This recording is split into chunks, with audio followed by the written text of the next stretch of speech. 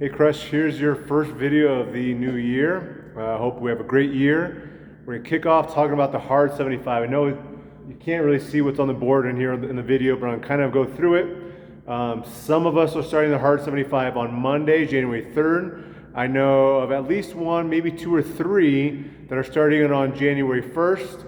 Start it whenever you want, but the Hard 75 is 75 consecutive days. So I'm gonna go over what a Hard 75 is and talk about maybe how we might modify this a little bit to make it a little something, something that's easier to bite off, a little easier to complete, not even complete, but make it a little more manageable. And again, like I said in my newsletter last week, you're gonna get out of it what you put into it. So if you make it really easy, you're not gonna get near the results than if you do a legit Hard 75. So a Hard 75 is 75 consecutive days of, you must follow a diet. You pick the diet. And you must follow that diet, whatever it is. Maybe the diet is you want to do the 800-gram challenge. 800-gram challenge is where every day you eat at least 800 grams of fruits and vegetables. Now, obviously, if you eat more fruits, more vegetables, the leafy vegetables, and try to get your grams out of that, it's gonna be better than eating a whole bunch of, like potatoes and bananas or apples. Not saying fruit is bad. There's nothing wrong with fruit. Fruit is obviously very good for you. But 800 grams of fruit per day, sometimes if you eat a lot of that, if you eat 800 grams, that's gonna cut out some of the other junk because you're gonna get full on the good stuff, which is the point of that. Maybe do a keto diet, maybe you count your macros, maybe you're just trying to do something easy like you're just not gonna have any added sugar. Like look at it, just nothing with added sugar. See if you can do that. Maybe try some kind of paleo or Whole30 kind of, whatever the diet is, you pick it, you decide it. The second thing you must do is you must drink 1 gallon of water per day. That is water. That is not your pre-workout, your shaker bottle that's 20 ounces for your shaker bottle with some pre-workout. That's not water, that's pre-workout. If you drink all of that pre-workout, the bottle is empty and you fill it with water, now you have 20 ounces of water. The goal is, I think 1 gallon is 128 ounces of water. The goal is that many ounces of water per day. One of the things I would highly recommend you do is you keep about 30 ounces of water. Think like a big cup, like a plastic cup. You might get like a large cup you might get at a restaurant or whatever.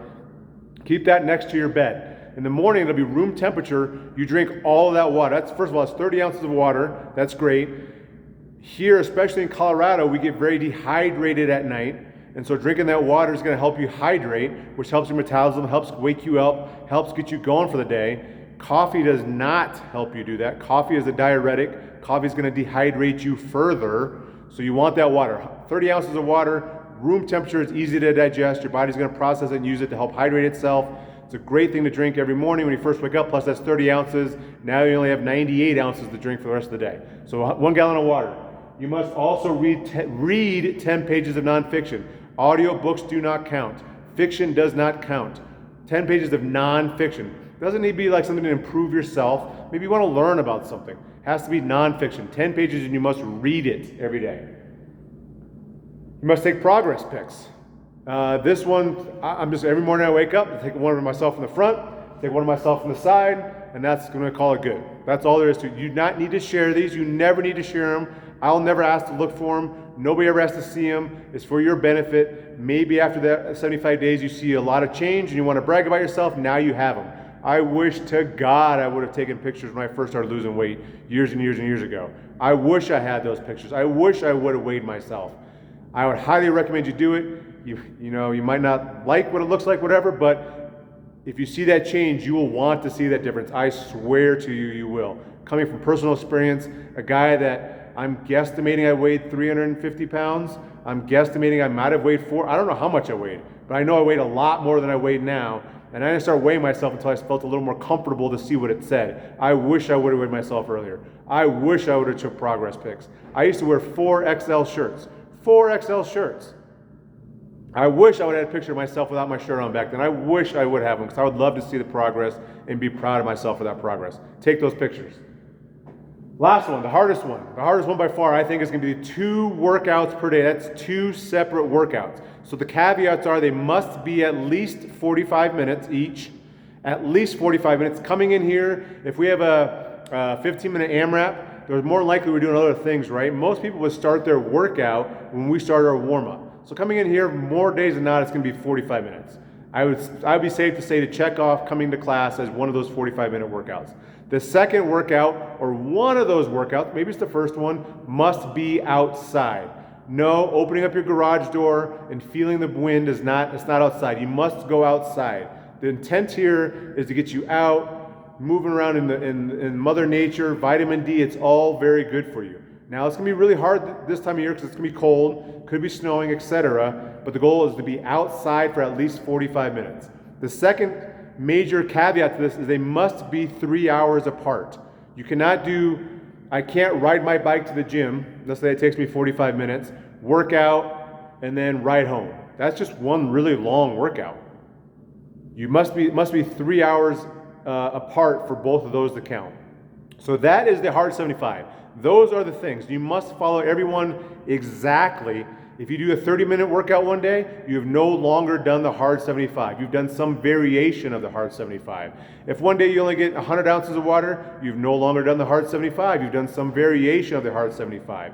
So to do the Hard 75, and every day, the way we're going to do it, because a lot of us will have some variation to the Hard 75, we're going to check off.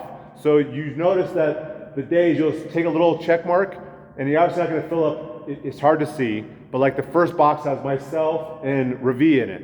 And so we obviously not going to check off the whole box per day. I got to check off my little corner, and the next day my little corner, and kind of check it along and see how many checks and how many days you cross off across the 75 days.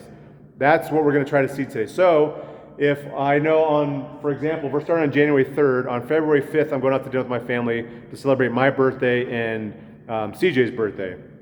That day I'm going to definitely fall off my diet. That might be the only thing I don't follow that day is my diet part. That day doesn't count. So day 27 on here, I will not have an X. I will not complete the Hard 75. To be honest, I'm expecting at some point it's going to be freezing cold and like a blizzard, and getting 2 workouts in is going to be really, really hard just because you just don't feel like working out when it's like 2 feet of snow outside and freezing. So I'm hoping that for myself, I can check off about 60 to 65 days.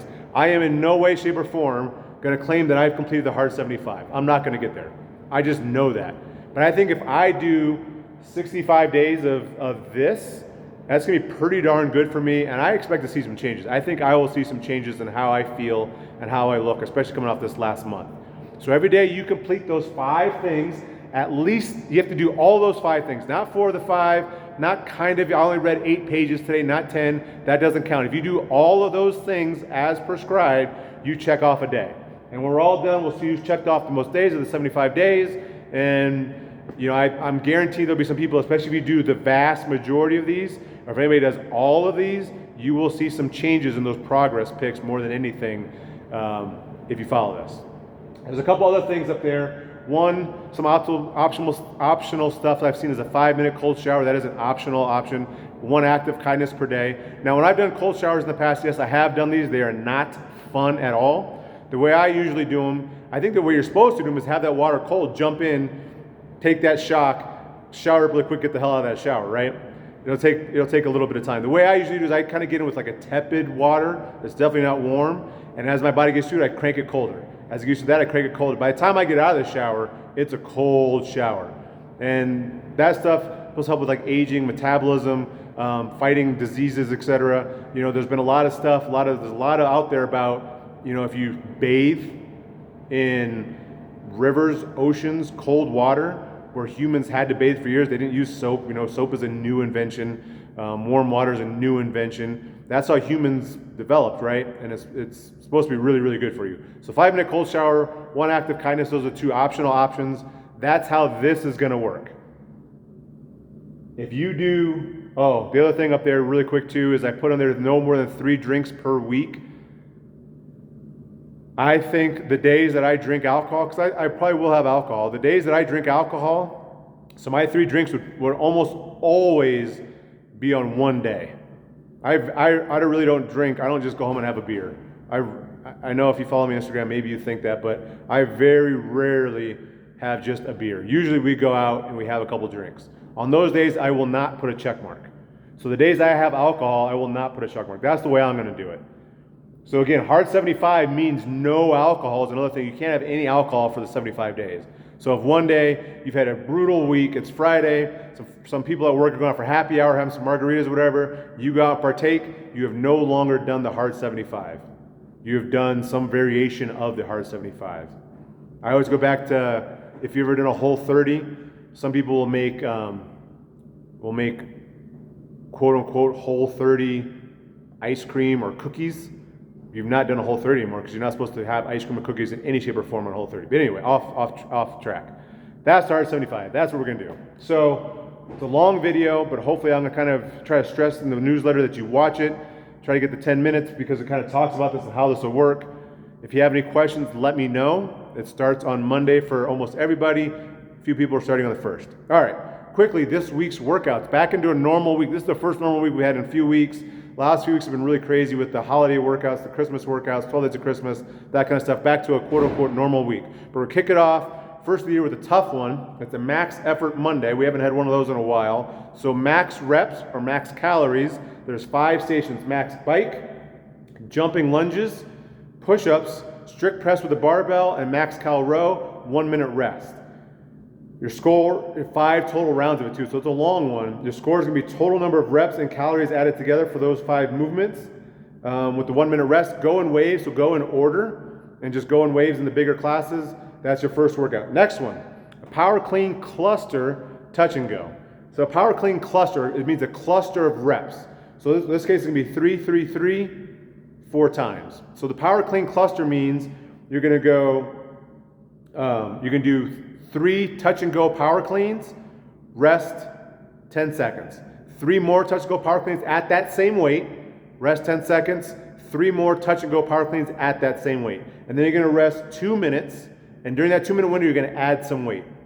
Then you do 3 power cleans at the new weight, rest 10 seconds, 3, rest 10 seconds, 3, 4 minute rest, add weight. You can repeat that for 4 total cycles, where the last one you end up doing what essentially is 9 quick power cleans for a cluster. Work on that form. And then the Metcon's going to be a Metcon with a 12-minute AMRAP of wall balls and ring dips for performance, and push-ups for the other one. All right. Wednesday is going to be a back squat waves. You're going to do a set of 3, a set of 2, a set of 1, and then a set of 3, 2, 1 again. So we're going to warm up to where you start at a heavy set of 3. Then you're going to add some weight because now you're only doing 2 reps. Add some more weight, you're going to do 1 rep. Then you're going to take the weight back off, and wherever if you did your first set of 3 at 200 pounds, your second set of 3, try to do heavier than 200 pounds. And then a set of 2, heavier than the first set of 2, and 1 rep. So some heavy back squats. And then we're going to do a couple times this month, we're going to do something kind of similar, but it's going to be 5 sets of double unders and burpees over the bar with rest. So kind of sprint and go, rest. Sprint and go, rest. Thursday, we have kind of a bodybuilding day. We haven't had one of these in a while either, kind of a bodybuilding day. So we're going to do some 10 bench press, rest 10 seconds, 30-second plank on your hands, rest 20 seconds, strict press with dumbbells, and then a handstand hold. You can complete 3 rounds of that, and then 3 rounds of a 30-second wall sit, 30 seconds of lunges, 30 seconds of jumping squats, 10 goblet squats, all with a prescribed rest in between. This is not for time. It's kind of more just to kind of move for quality. You pick the weights, you pick all that kind of stuff. Hopefully kind of get a good overall body workout, something a little different, not pushing ourselves, trying to crush ourselves with intensity. But that's Thursday's workout. Friday's workout, we're going to do some snatching. It's going to be an EMOM format where you're going to start with an empty bar. You're going to do 2 snatches every minute. And then the goal is that the prescribed weight is guys will add 10 pounds total to their bar, so a 5 pound on each side, and then do 2, add 5 more pounds, and keep adding that weight until you can no longer do your 2 snatches, in which case you tap out. So some people, their EMOM is going to go longer than others for today's, but it's 2 every minute, so it's going to kind of have to hustle. It's going to be kind of a frenzied EMOM, but to get heavy in the snatch. And then we're going to have power snatch Metcon, sort of, or it is, but it's going to be 6 sets of 10 power snatches, starting light at 95-65, working your way up to 155-105 on those snatches, doing 10. So you can do 10 as fast as you can, change that weight, do 10 more, and just rock through it. That is your Friday. Sorry for the long video. Again, if you have any questions on the hard 75, let me know. Hope everybody has a great year and a great week, and hope the gym fills back up. Hope everybody's back. Had a safe holidays. Have a good week, Crush.